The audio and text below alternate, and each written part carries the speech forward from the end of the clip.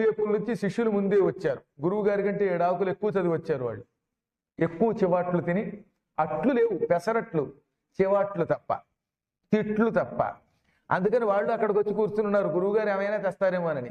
గురువుగారు తోడగానే అందరూ ఆనందంగా ఆయనతో పాటు ఉన్నటువంటి ఆ 100 మంది శిష్యులు వాళ్ళకేసి ఏవి మీ చెప్పలు అని చెప్పలు ఉంచి చూశారు. ఏమున్నాయి చెప్పలు?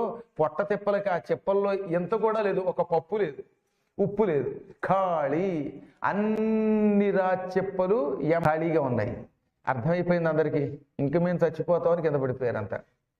నిజంగా ఆ పూట వచ్చేసింది ఇంకా ఈయనకి. అందరికీ తలలు మాడుతున్నాయి, కడుపులో ఆకలి మాడిపోతోంది, రక్తం కన్నీరు కింద కారుస్తున్నారా వీళ్ళు అన్నట్టుగా ఉందన్నమాట వాతావరణం. 8 రోజులుగా తిండి పెట్టలేదు సరికదా, నోటుకొచ్చినట్టు తిడతారా వీళ్ళు అని పళ్ళు పటపట కొరికాడు. కడుపులో నుంచి అంతకంతకీ నకనకలాడుతోంది ఆకలి. ఈ ఆకలి మంట